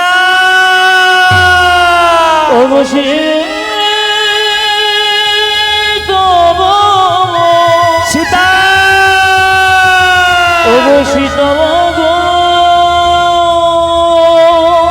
রামের চোখ থেকে জল পড়ছে, মাটিতে রক্ত। লক্ষ্মণ জিজ্ঞেস করছে, দাদা তোমার চোখ থেকে জল পড়ছে, মাটিতে রক্ত কেন?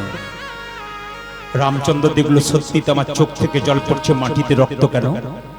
রামচন্দ্রের চোখের জল গড়গড় করে পড়ছে, ভেতরে রক্ত, নিচে একবার রক্তাক্ত। রামচন্দ্র যে ধনুকে হেলন দিয়েছিল বাবা, সেই ধনুকটা নিচে একটা ব্যাঙ ছিল, ব্যাঙটা চাপা পড়েছে, ব্যাঙের রক্তে আর রামচন্দ্রের চোখের জন্য একটা নদীর সৃষ্টি হলো, এর নাম বৈতরণী নদী। আপনারা বলেন না যে বৈতরণী নদী পার হতে হবে, এই নদীটার নাম কি? বৈতরণী নদী। রামচন্দ্র ব্যাঙটাকে হাতে নিয়ে বলে, হ্যাঁ রে ব্যাঙ, তোকে যখন চাপা দিলাম তুই চিৎকার করলি না কেন বাবা? ব্যাঙটা বলছে, প্রভু বিপদে পড়লে সবাই ভগবানকে ডাকে, আর স্বয়ং ভগবানই যখন মারছে তখন আর কাকে ডাকবো প্রভু? হরি বল। বিপদে পড়লে স্বয়ং ভগবানকে ডাকে, আর ভগবান যদি আমারে আর কাকে ডেকে কি লাভ আছে? বল ব্যাঙ তুই কি ছিলি? বললাম তো, পূর্বজন্মে আমি ছিলাম কর্ণমুনি, আমার গুরুদেব বিশ্বাবসু মুনি। চরণ সেবা করতে করতে নখের আঁচড় দিয়েছিলাম, অভিশাপ দিয়েছিল কর্ণমুনি, তোকে অভিশাপ দিলাম তোর ব্যাঙ কুলে জন্ম। আজকে ব্যাংকটাকে হাতে নিয়ে রামচন্দ্র বলছে, তুই কি চাস বল, তুই তো মরে যাবি। ব্যাংকটা কেঁদে কেঁদে বললো, প্রভু আমি যেন তোমার চরণে, আমার গুরুদেব যেন তোমার চরণে জায়গা পাই। নিজের কথা বললো না। রামচন্দ্র বলে, হ্যাঁ রে ব্যাং, তুই তোর জন্য কিছু চাইলি না, তুই গুরুদেবের জন্য চাইলি? বলছে, হ্যাঁ গুরুদেবের অভিশাপে যেমন ব্যাং হয়েছি, তোমার চরণ তো লাভ করতে পেরেছি গুরুদেবের আশীর্বাদে। বলছে, শোন, আগামী তারপর আমি কৃষ্ণ হব, তুই হবি আমার একটা চরণের নুপুর, আর গুরুদেব হবে একটা চরণের নুপুর। তোর গুরুদেব বিশ্বাবসু মুনি থাকবে আমার ডান চরণের নুপুর, আর তুই থাকবে আমার বাম চরণের নুপুর। এই জন্য গুরুদেব যেহেতু বিশ্বাবসী, রামচন্দ্রের ডান চরণের নুপুর, ওই যে নুপুরটা একটু বড়, গুরুদেব আছেন আর শিষ্য ছোট, ওই যে নুপুরটা ছোট হয়ে গেছে। বাবা আসুন, একটা প্রশ্ন বাবা, মাইকম্যান, আরে ব ব ব শব্দ হচ্ছে, গ একটা শব্দ হচ্ছে না বাবা? আরে শব্দ হচ্ছে, শব্দটা খারাপ লাগছে, আর ঠিক করে নাও। হরে কৃষ্ণ, জানি জানি। সবাই বলুন, রাধা রানী কি, শ্যামসুন্দর কি, মদন মোহন কি, আচ্ছা বেশ, ইনি জিজ্ঞেস করেছেন আস্তে সাধ্য কেন করা হয়, এদিকে সাধ্য করা হয় কেন, আস্তে শব্দটা একটু বন্ধ করো। সাধ্য কেন করা হয়? সাধ্য মানে হচ্ছে শ্রদ্ধা করা। সাধ্য মানে কি মা? যিনি চলে গেছেন তাকে শ্রদ্ধা করা। তাকে শ্রদ্ধা করা মানে কি? এই যে শ্রাদ্ধের সময় দেখবেন, শ্রাদ্ধের আগে পর্যন্ত মাথায় কেউ তেল নেন, জোরে বলুন, গায়ে কেউ তেল নেন, আর সেদ্ধ সেদ্ধ খাবার খান কেন? এগুলো এটা খাওয়ার একটাই কারণ কি, যে বাবা বা মা যে চলে গেছে তার জন্য তাকে শ্রদ্ধা জানানো। কয়েকদিন ধরে তাকে শ্রদ্ধা করব, তার যতক্ষণ না পর্যন্ত ক্ষোর কর্ম পেরিয়ে যাবে ততক্ষণ পর্যন্ত তাকে শ্রদ্ধা করব। শ্রাদ্ধের মাধ্যমে তাকে শ্রদ্ধা করা হয়। শ্রাদ্ধের আসল অর্থ হচ্ছে শ্রদ্ধা করা। চতুর্থ প্রশ্ন ছিল, আগুন নিয়ে চিতাতে দেওয়া হয় কেন? হ্যাঁ, হাতে আগুন নিতে হয় না, আগুন নিয়ে চিতাতে দিতে হয়। ওটা তোমাদের নেই, শুনে নিন মায়েরা। আগুন দেওয়া হয় না চিতাতে, জোরে বলুন। এখন দেখবেন মানুষ মারা গেলে তিন ভাবে তার শ্রাদ্ধ কাজ হয়, মানে সৎকার হয়। হরে কৃষ্ণ। মানুষ মারা গেলে, আমাদের দিকে সব নেই, আর শাস্ত্রের মধ্যে কোনো জায়গায় তোমরা পাইনি, বলা যাবে না। কারণ ও বলছে হাতে আগুন না হয়, আমাদের হাতে আগুন টাগুন কিছু নেই। যেটা বলছি একবার সুন্দর কথা শুনতে হবে। কি? মানুষ মারা গেলে তাকে তিন ভাবে সৎকার করা হয় মায়েরা। একটা হচ্ছে সলিল সমাধি, আস্তে এদিকে তাকাও।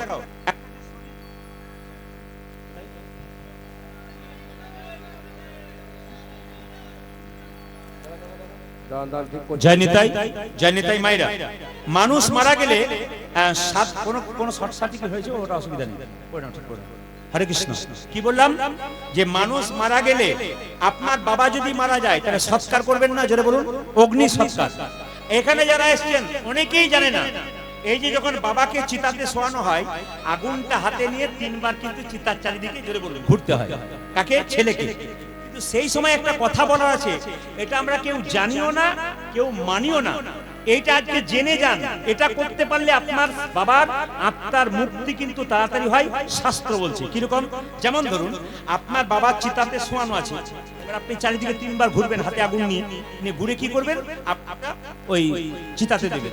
সেই সময় কিন্তু একটা কথা বলার আছে, হে অগ্নিদেব, হে ব্রহ্মা, তোমাকে হাতে নিয়ে রাখলাম, চিতাতে দেবো, তোমার কাছে প্রার্থনা করলাম, আমার বাবা সারা জীবন ধরে সংসারে ছিল, যদি কোনো পাপ করে থাকে আমার বাবাকে নিজ গুণে ক্ষমা করে দিও। আগুনটা হাতে নিয়ে কিন্তু প্রার্থনা করতে হয়, কিন্তু আমরা কেউ করি না। নিলাম হাতে, একটু করে দিয়ে দিলাম, ব্যাস, জানলাম না, কেউ বোঝায়ও না, কেউ জানায়ও না। কীর্তনে আসলে এসে জানতে পারবেন। এটা কিন্তু আগামীতে আপনারা করবেন। হে অগ্নি, হে ব্রহ্মা, আমার বাবা যদি কোনো পাপ করে থাকে, সংসারে সারা জীবন বেঁচে থাকো, আমি সন্তান, আমি নিজে তোমাকে যে ক্ষমা চাইলাম, যদি আমার বাবা কোনো অপরাধ করে থাকে। এরপর একটা কথা আছে, এরপরে আমাকেও এখানে আসতে হবে। কি সুন্দর কথা দেখুন। এরপর আমাকে একদিন এখানে আসতে হবে।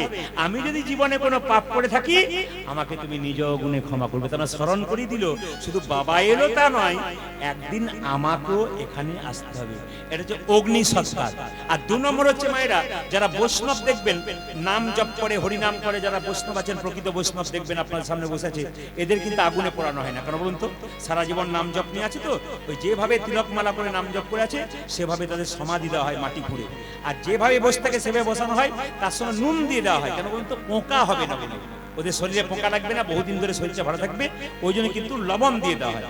তিন নম্বর শুনে রাখুন, সলিল সমাধি, ওটা ভারতবর্ষে না, উত্তর দিকে হয়, উত্তরপ্রদেশের দিকে বেশি হয়। দেখবেন কি হয়, ওদের দেখবেন সলিল সমাধি মানে জলে ভাসিয়ে দেওয়া হয়। একটা বড় নদী, সেই নদীতে দুটো নৌকা নিয়ে যাওয়া হলো, মৃতদেহটাকে দুটো নৌকাতে শুয়ে দেওয়া হলো, এই নৌকা তো অর্ধেক, ওই নৌকা তো অর্ধেক, ঠেলতে ঠেলতে মাঝ নদীতে নিয়ে যাওয়া হলো, দুটো নৌকা সরে গেল, আর মাঝ নদীতে দেহটা জলে পড়ে গেল।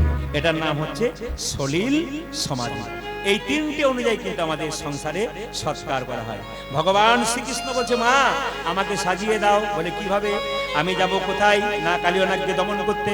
ভগবান শ্রীকৃষ্ণ কালিয়নাগকে দমন করবে বলে কি করলো? হেরি যদুর নন্দন দুষ্ট সর্প বিনাশ রুধন, হেরি যদু নন্দন দুষ্ট সর্প বিনাশন, হেরি যদুর নন্দন দুষ্ট সর্প বিনাশ, হেরি যদু নন্দন দুষ্ট সর্প বিনাশন। চড়িলেন কদম্বের ডালে, আজি চড়িলেন কদম্বের ডালে, চড়িলেন কদম্বের ডালে, আজি চড়িলেন কদম্বের ডালে। কদম্বের উপরে চড়ি ঘনমাল সাথী মারি, কদম্বের উপরে চড়ি ঘনমাল সাথী মারি, কদম্বের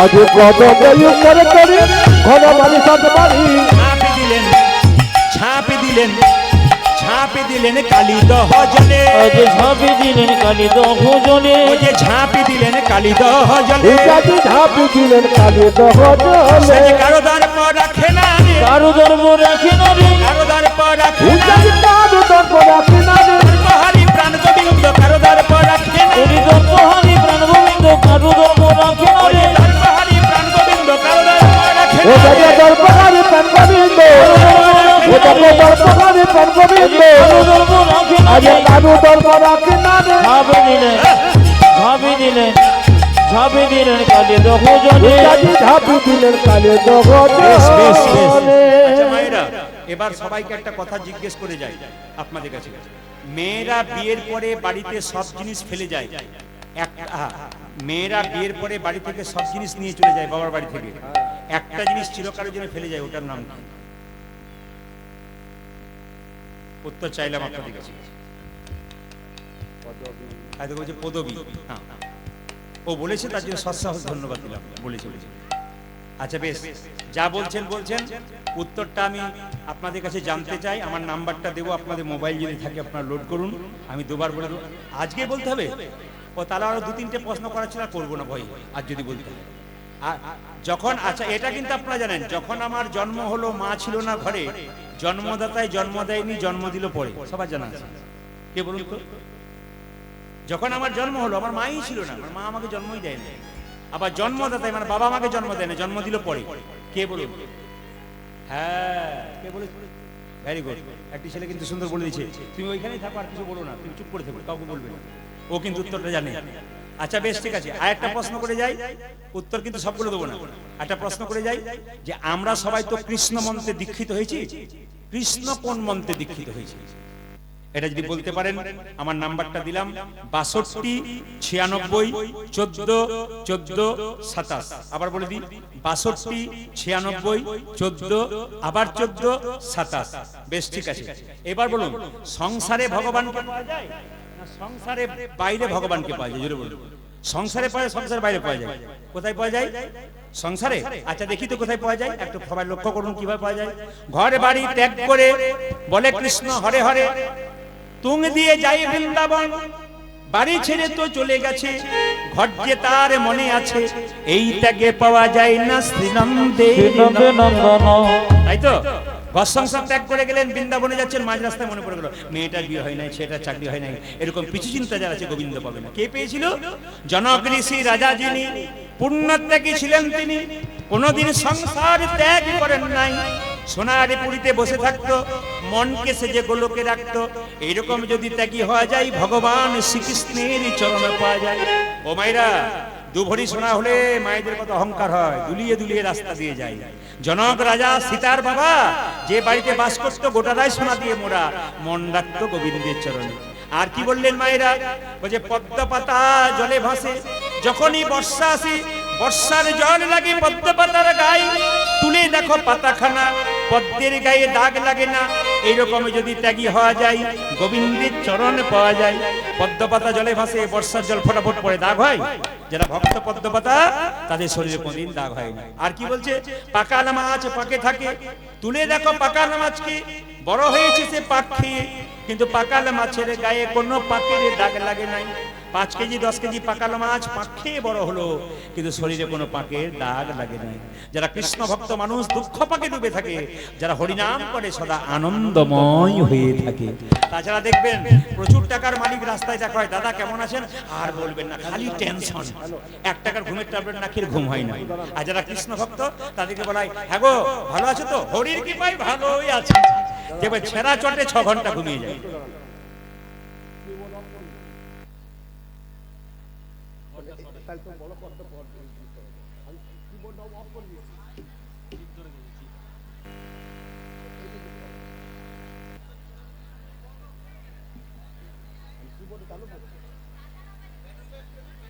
ঠিক আছে হরে কৃষ্ণ আপনার পরবর্তী ক্ষেত্রে আপনাদের কিছু শিক্ষা হচ্ছে রাধা রানী কি শ্যামসুন্দর কি, মদন মোহন কি, হরিবাস দান। মায়েরা সবাই মিলে তালে তালে রামকৃষ্ণের কথা একটু হাততালি দিয়ে, হাতে করো কাম, তালি তালি তালি, হাতে করো কাম আরে মুখে বলো হরি, মানব জনম তোমার। বসে বসে বসে বসে বসে বসে আরে হাতে করো কাম আরে মুখে বলো হরি, মানব জনম তোমার যাইবে গতরে। হাতে করো কাম আরে মুখে বলো হরি, মানব জনম তোমার যাইবে গতরি। হাতে করো কাম আরে মুখে বলো হরি, মানব জনম তোমার যাইবে গতরে। আচ্ছা আপনারা বলেন না আমাদের তিনটে হাত, একটা ডান হাত, একটা বাঁ হাত, একটা অজু হাত। অনেকে বলে দাদা কীর্তন শুনতে যাবেন না, কি বলে আর বলবেন না সংসার করেছি। সত্যি কি সংসার করেছেন? হাত তুলুন তো, কারা কারা সংসার করেছেন? সব ব্রহ্মচারী নাকি? कोई नहीं संसार किया, सब सन्यास बन गया किया। अरे हाथ तो उठाई, हाथ उठान। এই জন্য শাস্ত্র বলেছে সংসার সুখের হয় পুরুষের গুণে। বাবারে দু চারজন মা তো চুমকি পড়ে গিয়েছিল পুরুষের গুণে। সংসার সুখের হয়, যেটা বলুন কি, হ্যাঁ যে ঘুমোচ্ছে সে সংসার সুখের হয় রমণীর গুণে। এক হাতে তালি বাজে না। সংসার সুখের হয় রমণীর গুণে, গুণবান স্বামী যদি থাকে তার সনে। হাততালি। হাতে করো কামারে মুখে বলো হরি, মানব জন্ম তোমার যাইবে গতরি। হাতে করো কামারে মুখে বলো হরি, মানব জন্ম তোমার যাইবে গতরে। হাতে করো কামারে মুখে বলো হরি, মানব জন্ম তোমার যাইবে গতরি। হাতে করো কামারে মুখে বলো হরি, মানব জন্ম তোমার যাইবে গতরি। মহাপ্রভু কি বলেছেন? খাইতে শুইতে যথাযথা হরিনাম করো। কিভাবে? ঝাঁট দিয়ে হরিনাম করবেন। রামকৃষ্ণ দেব বলেছে হরে কৃষ্ণ হরে কৃষ্ণ কৃষ্ণ কৃষ্ণ হরে হরে, হরে রাম রাম রাম রাম হরে। জপ হরে কৃষ্ণ কৃষ্ণ কৃষ্ণ হরে হরে, হরে রাম রাম রাম হরে হরে। হরে কৃষ্ণ কৃষ্ণ কৃষ্ণ হরে হরে, হরে রাম রাম রাম হরে। আজ হরে কৃষ্ণ কৃষ্ণ কৃষ্ণ হরে হরে, হরে রাম রাম রাম হরে হরে। হাতে করো কামার মুখে বলো হরি, মানব জন্ম তোমার যাইবে গতরি। হাতে করো কামারে মুখে বলো হরি, মানব জন্ম তোমার যাইবে গতরে। রামকৃষ্ণ দেব বলল মায়েদের ভগবান ভজনা চিড়ে আউলি চিড়ে ভানার মতো। ঢেকি দেখেছেন? জোরে বলুন, ঢেকি দেখেছেন? জোরে বলুন। আচ্ছা ঢেকিতে যে পা দেয় তার টেনশন বেশি, না যে গর্ততে হাত দেয় তার টেনশন বেশি? যে গর্ততে হাত দেয় তার টেনশন বেশি। যে পা দেয় এরা খুব চালাক। এরা চারজন একসঙ্গে বসছে, দুজনকে বলছে তোরা বল পা দে, আমরা বলো গর্ত দিয়ে হাত দে। আচ্ছা কি বললাম, পা দেয় না হাত দেয়? জোরে বলুন, কার টেনশন বেশি? যে হাত দেয়, দেখবেন তো এরা বলেছে যে হাত দেয় তার টেনশন বেশি। আচ্ছা মা যদি পা দেয়, মেয়ে যদি গর্ততে হাত দেয়, কার টেনশন বেশি? তাহলে মা আর মা না যদি যা হয় যা, যা বোঝেন, যা বোঝেন, হরে হরে যা বোঝেন, যা যা যদি যা হয়, যার ঘরে আছে সে বুঝতে পারছে কি হয়। মায়েরা কি বললাম, মায়েদের ভগবান ভজনা চিড়ে আউলি চিড়ে ভানার মতো। বাচ্চাকে করে স্তনপান করাই, একটা হাত গর্ততে রাখে। খরিদ্দারকে বলে দিদি কালকের 5 টাকা, আজকের 5 টাকা হলো 10 টাকা। একদিকে খরিদ্দারের সঙ্গে কথা বলে, একদিকে বাচ্চাকে স্তনপান করাই, একদিকে হাতটা তালে তালে রাখে। আপনি কি করবেন? ছেলেকে দেখবেন, মেয়েকে দেখবেন, মন রাখবেন গোবিন্দের চরণে। হাতে করো কামারে মুখে বলো হরি, মানব জন্ম তোমার যাইবে গো। হাতে করো কামারে মুখে বলো হরি, মানব জন্ম তোমার যাইবে গতরি। হাতে করো কামারে মুখে বলো হরি, মানব জন্ম তোমার যাইবে গো। হাতে করো কামারে মুখে বলো হরি, মানব জন্ম তোমার যাইবে গতরে। ভগবান শ্রীকৃষ্ণ কালিয়ানাগকে দমন করলো। মা যশোদা ছুটে এলো, কৃষ্ণকে একদিকে কোলে নিল, রাধা রানীকে একদিকে কোলে নিল। আসুন 8:15 যেহেতু বেজে গেছে, পরবর্তী দলকে আনতে বলবো। আপনারা এই ভজনটার মাধ্যমে সবাই মিলে আনন্দ করে এই ভজনটা হাততালি দিয়ে সবাই একসঙ্গে মাইরা। আজকে হোলির দিন তো, আজকে কিন্তু রাধারানী গোবিন্দকে হোলি দিয়েছে, মানে আবির দিয়েছে। সবাই হাত, পরবর্তী দলকে পাঠান। হাত তুলুন, হাত তুলুন, বাজাও তাহলে একসঙ্গে। বাহ বাহ তাহলে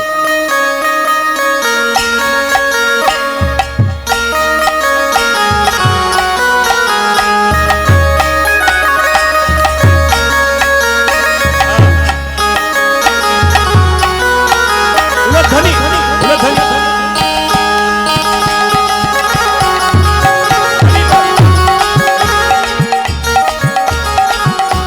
ধনী বসে বসে তালি দিন, দাঁড়িয়ে দিন কেউ কেউ।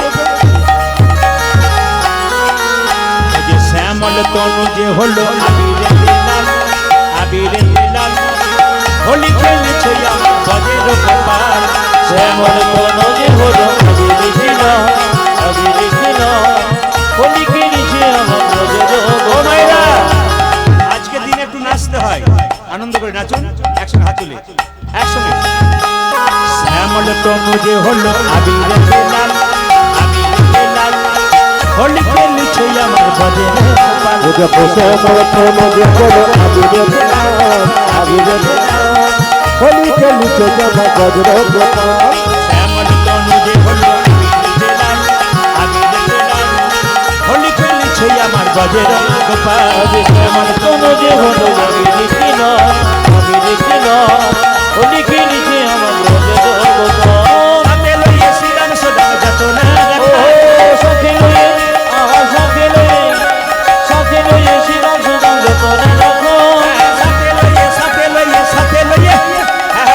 লইয়ে শ্রীরাম সদা যত না বুঝে দেখাতে লইয়া সীতাম সুতাম যত হোলি খেলেছে আমার ব্রজের গোপাল শ্যামল তনু যে হলো পরবর্তী দলানুন হোলি খেলেছে আমার ব্রজের গোপাল। মরতন যে হলো আবিরে হোলি খেলিছে জামা বজ্র গোপাল রাধারে রং দেবে বলে ধরিল পিচকারি লাল রঙে রাঙাইল আজি রাধারি রং দেবে বলে ধরে লক্ষ্মী লাল রঙি রাঙালে রঙ ঈশ্বরী। রাধারে রং দেবে বলে ধরিল পিচকারি লাল রঙে রাঙাইল রাধারে রঙ দেবে বলে ধরিল পিচকারি লাল রঙে জগাই রাধা বলে রং দিও না দোহাই নন্দলাল রাধা বলে রং দিও না দোহাই নন্দলাল রাধা বলে রঙ দেবে না তো হয় নন্দল হোলি খেলিছে আমার ব্রজের গোপাল শ্যামল তনু যে হলো আবির দিলাম হোলি খেলেছে আমার ব্রজের গোপাল। শ্যামল তনু যে হলো আবির দিলাম হোলি খেলেছে আমার ব্রজের গোপাল। শ্যামল তনু যে হলো আবির দিলাম হোলি খেলেছে আমার ব্রজের গোপাল।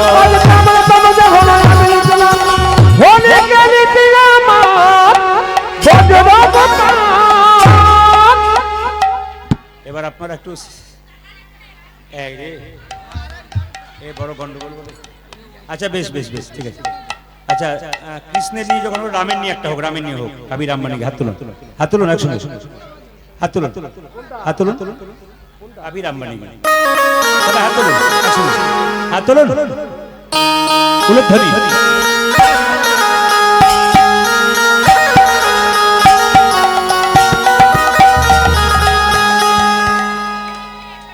হোলি তো হলো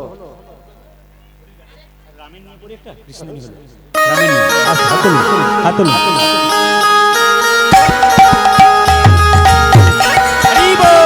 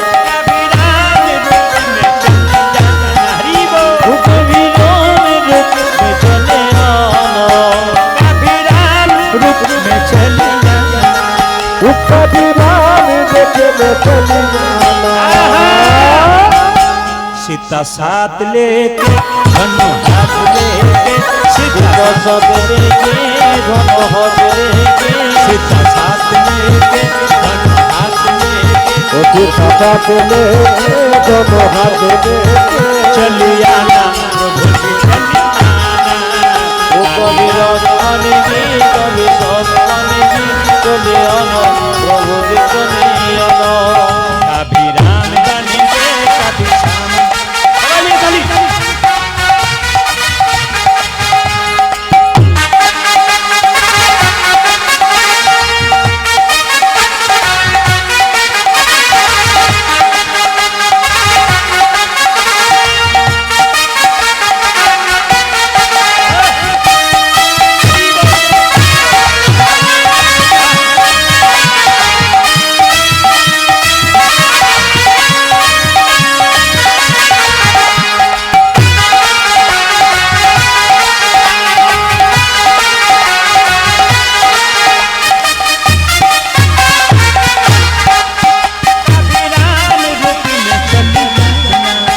कभी राम रूप में चले आना कभी राम रूप में चली जाना। कभी राम रूप में चली जाना सीता साथ लेके दोनों हाथ लेके सीता साथ लेके दोनों हाथ लेके सीता साथ लेके दोनों हाथ लेके सीता साथ लेके दोनों हाथ लेके चली आना प्रभु जी चली आना। कभी राम बनेगी कभी श्याम बनेगी चले आना प्रभु जी चले आना कभी राम बनेगी कभी श्याम बनेगी चले आना प्रभु जी चली आना कभी श्याम रूप में चली जाना। हरि बोल। कभी श्याम रूप में चले आना कभी श्याम रूप में चली जाना। कभी श्याम रूप में चली जाना रथ साथ लेके राधा साथ लेके हाथ लेके रथ साथ लेके मुरली हाथ लेके राधा साथ लेके मुरली हाथ लेके चली आना प्रभु जी चली आना। कभी राम बनेगी कभी श्याम बनेगी चले आना प्रभु जी चले आना कभी राम बनेगी कभी श्याम बनेगी चले आना प्रभु जी चली आना कभी श्री रूप में चली जाना। कभी शिव रूप में चले आना कभी शिव रूप में चली जाना। कभी शिव रूप में चली आना गौरी साथ लेके डमरू हाथ लेके गौरी साथ लेके दोनों हाथ लेके गौरी साथ लेके डमरू हाथ लेके गौरी साथ लेके डमरू हाथ लेके चली आना प्रभु जी चली आना। हरि बोल। कभी राम